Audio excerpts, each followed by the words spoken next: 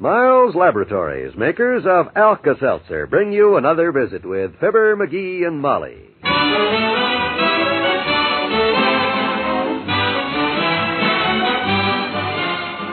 Again, we invite you to listen to the transcribed adventures of Fibber McGee and Molly. The show is written by Phil Leslie and directed by Max Hutton.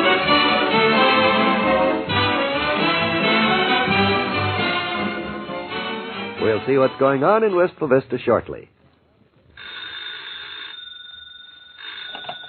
Hello? Hello, Joan. Have you finished that mountain of ironing you were working on this morning? Yes, and it just about finished me. Well, darling, you deserve some fun. Why don't you and Bob come over and play some cards after supper? Oh, Peg, I'd like to, but my stomach's upset and I feel achy all over. Now, look.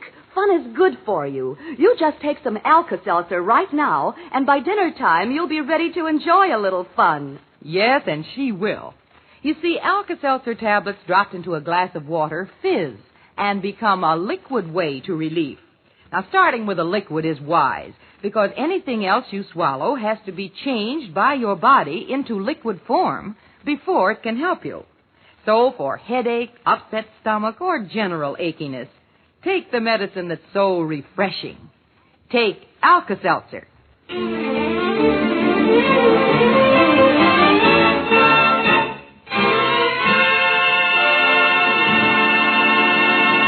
So don't throw your jacket there, dearie. Hang it up.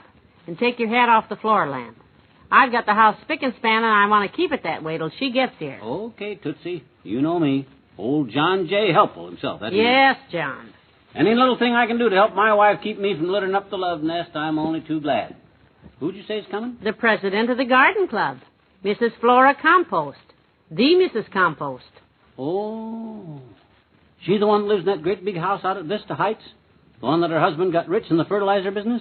That's the one. She's coming over at 4 o'clock this afternoon for a cup of tea. All the way from Vista Heights. Seems like an awful long trip just for tea, kiddo. Shouldn't you ought to give her a liverwurst sandwich or something? Oh, stop kidding. I'm serious. Okay. Well, anyhow, the garden club is a pretty exclusive little group, and Mrs. Compost only asks a few new members to join each year. Yeah? So she's going to invite you to join, huh? Well, I don't know for sure, but she did tell Mrs. Spradley that she wanted to meet me. So naturally, I want to make the best possible impression. Well, don't you worry about a thing, Tootsie. Old Dad is with you all the way. If old Dad would take his feet down off the coffee table, it'd be a step in the right direction. Check. No kidding, Molly. I won't mess up a thing this afternoon. Well, she isn't coming for hours. It's just that I have the house all nice and neat, and I want to keep it that way. I'll help. I'll watch everything. I'll even go further than that. When you see the flower lady coming up the walk, I'll bail out the back door and stay clear out of the house till you sound the all clear signal. Oak? Fair enough. And if you're a real good boy, I'll save you some tea cakes that I got from the bakery this morning. Yeah, from the bakery, huh? I wonder if they're as good as the cookies I used to get as a kid from old Bud Booker, the big shot baker that run the big bakery back home. Booker's Bakery? Don't think I ever heard of that one. I never told you about Bud Booker, the baker, and Bix Baker, the bookie, and the combination bakery and bookmaking business they opened up in Peoria? You never did. Well, sit down, baby, and I will. You see, old Bud Booker was a real good baker, and the buns Bud baked were the greatest. Oh? And when Bud bought the bakery at Broadway and Bates, Bix Baker, the bookmaker, rented space in the rear, and Booker baked buns and bread in the bakery while Baker made book in the back, see? Took bets from people, huh? Yep. Well, the bakery business was pretty good, but the bookie business was better because Booker took to making bets with Baker, the bookie, and Booker's horses never come in. Kept losing, did he? Steady. And every single bet that Booker bet with Baker, Baker beat Booker real bad, and the bets piled up till pretty soon there was more dough in Baker's bookery than there was in Booker's bakery, till finally Bud Booker had to turn the bakery building over to the bookie and start paying rent to Bix Baker. Oh, dear. But the one thing Booker baked best was cookies, and Bix the bookie loved fresh-baked cookies, so Booker paid Baker the rent on the bakery by baking Baker cookies. And the more cookies Booker the cookie cooker cooked, the more bookmaker Baker would eat, till finally between cooking and booking and Booker baking cookies and Baker cooking bookies, it got so snarled up the cops moved in and closed up the joint for selling cream puffs out of season. Well, you know, that is dangerous, all right, because cream puffs spoil if the weather's too hot, and a hot cream puff... Come in, come in. Oh, Mr. Wimple. Hello. Hello, folks. Hi, Wimp. Getting colder outside, ain't it? Yes, it is quite zippy out. That wind makes a smile from my wife's mother Seem almost warm. I was just reading the weather forecast in the morning paper a while ago. Says a storm is moving down from the north and we'll probably have snow tonight. No kidding. Snow, huh? That's what the paper says. Well, I guess this is as good a time as any to start wondering where the heck my snow shovel is. You know? No, not offhand I don't. Don't look at me, Mr. McGee. Took me all morning to find mine. I wonder if that shovel's out in the garage. Or maybe... Well, where'd you find yours, Wimp? Where I hid it last summer. In the attic. You hid it there yourself? Yes. Sweetie Face, my big old wife, and I went to a movie one night, and the heroine in the picture slugged her husband with a long-handled snow shovel. When we got home, I hid ours. Taking no chances, huh? Well, she's a very impressionable girl, you know.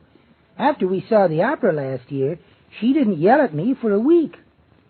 She sang at me. Really? It was horrible. Every time she wanted anything, which is constantly, was always, Wallace, come in here before I break your nose. Wallace, come in here. That's as far as she went with the song? Yes. By that time, I was always in there. And I better get back there now, I guess. Bye. Bye.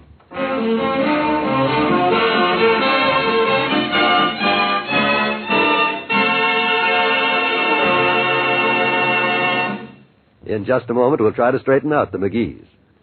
This is Eleanor Engel. You know, this first day of December seems like a good time to talk to you about colds. We're well into the season for colds now, and you may have had a brush with one or two yourself. Well, when a cold has you feeling bad, remember this. You can add comfort to your cold treatment with Alka-Seltzer. Yes, Alka-Seltzer can relieve the headache, the feverish feeling, the dull ache-all-over feeling of a cold. And used as a gargle, Alka-Seltzer brings soothing relief to the raw, irritated throat a cold sometimes causes. 2 Alka-Seltzer tablets dissolved in a quarter glass of warm water makes a mighty soothing gargle. So, remember, when you take cold, take care of yourself and take Speedy Alka-Seltzer to help you feel better while you're getting better. Drugstores everywhere sell Alka-Seltzer.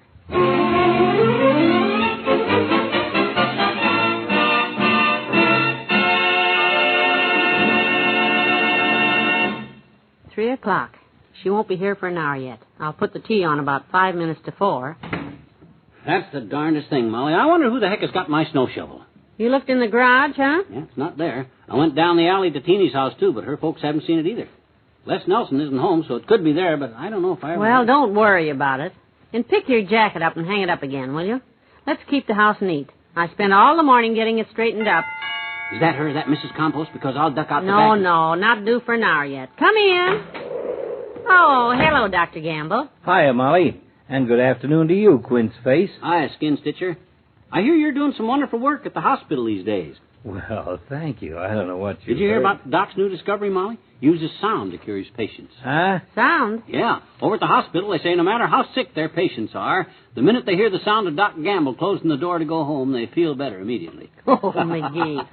And if you hear a sort of a squashy sound, Molly, that'll be your friend here getting his little fat nose full of knuckles. Not in the living room, though, Doctor. I'm expecting a guest at 4 o'clock, and I want to keep things tidy.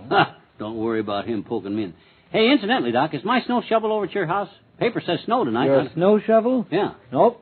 I happen to be one of the wealthy upper classes who owns his own snow shovel, Sonny. Stop worrying about the snow shovel. If we wake up marooned tomorrow, the city will send in a snow plow, won't they, Doctor? Yeah, sure. I'll even have a helicopter drop supplies to you, Warthead.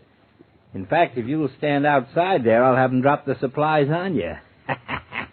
They don't even need a helicopter. They could fly you over here, you big blimp. Anything as big as you are and as full of hot air can fly without any... Oh, I'll get it, Molly. It saves time. Hello, Gamble speaking. Yes, Miss Ogilvy? That's his nurse. He what? Face is flushed and he has a feverish look in his eye? Poor Dr. Gamble never gets a minute to relax. Well, loosen his tie, Miss Ogilvy, and roll up his sleeves and tell him to start dealing. Yeah, get the chips out. I'll be right there. Goodbye. Emergency kid's got to run. Goodbye.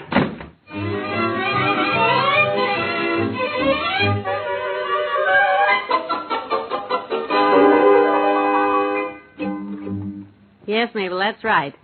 Yeah, Mrs. Compost herself. Mm-hmm. Due any minute, so I can't talk long. No, he's out. Yes. Oh, I certainly am. Although he has been very good all day about not messing up the house. He went next door to look for his snow shovel. What? I know. The afternoon paper came a while ago, and I saw the forecast, but McGee has... Uh-oh. I hear somebody outside, Mabel. It may be her. Bye. Oh, I hope my hair's all right. The house looks perfect. Hey, Molly, I found it. I just remembered where my snow shovel is, I think. Oh, you. Well, good. But let me read you something in the late paper. You may be interested. I was over at Les Nelson's when I remembered where that shovel is. It says here that the storm which dropped 6 inches of snow on the northern part of the state this morning has veered eastward, and no snow is expected in Wistful Vista this week. Yeah, Les gave it back to me last spring, and I put it right here in the hall closet. What? Oh, no. Don't open that hall closet. I've got to find my shovel.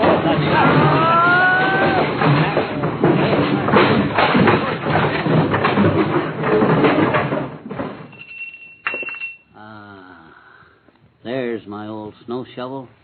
Right on top. Oh, no, it's her. What? Mrs. Comp? Oh, my gosh, I forgot all about it. Don't you worry, kiddo. I'll get out. I promise to get clear out of the house when she can stay out, and I will. Oh, this is the end. Oh, well, might as well face it. Hello, Mrs. Compost. Do come in. Watch the moose head there. Don't tear your mink coat on the roll of chicken wire. Just step over that mandolin and let me have your hat, and we'll have a nice cup of tea.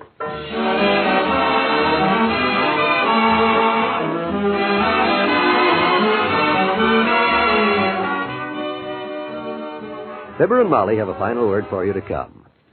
I suppose it's no news that cold-catching weather is upon us.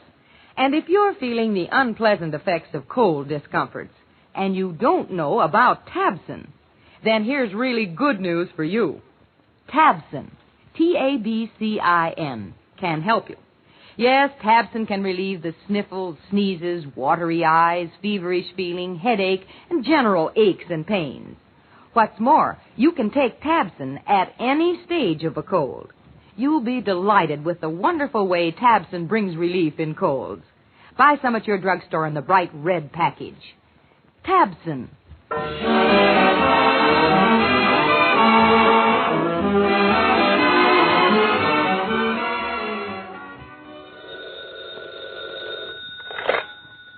McGee, where are you? Well, I'm down at the Elks, Molly. I'm sorry about Mrs. Compost and the closet and all, but I... Come on home. Everything's fine. Huh? She didn't want to talk to me about the garden club at all. Turned out she wanted me on a committee for a rummage sale she's having. And when she saw what I had to offer, she made me chairman of the committee. Oh? What did you have to offer? The entire contents of that horrible hall closet. Her chauffeur just came for it with a half-ton truck. Huh? Everything? You didn't give them the moose head and my old mandolin. No, those they refused. Took everything else, though. Oh. Well, it'll fill up again. So long, everybody. See you later. Bye, all.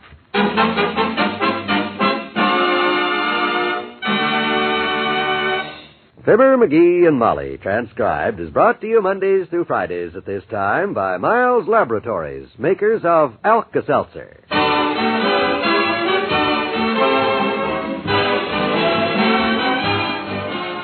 Mr. Wimple is played by Bill Thompson. Arthur Q. Bryan is Dr. Gamble.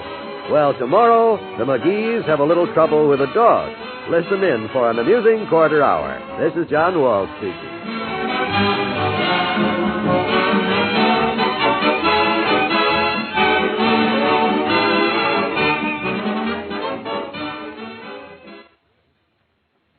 Hear the dramatic story Woman in My House, weekdays on most NBC radio stations.